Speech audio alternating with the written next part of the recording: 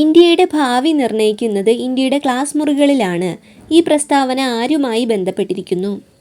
Option D ആണ് doctor DS Kothari.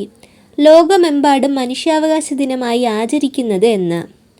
Option A ആണ് December 10. France തുമ്മിയാൽ യൂറോപ്പിനാകെ ജലദോഷം പിടിക്കും. ആരുടെ അഭിപ്രായമാണിത്?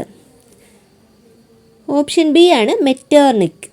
കടത്തനാടൻ സിംഹം എന്നറിയപ്പെടുന്ന കേരള നവോത്ഥാന നായകൻ ആര്?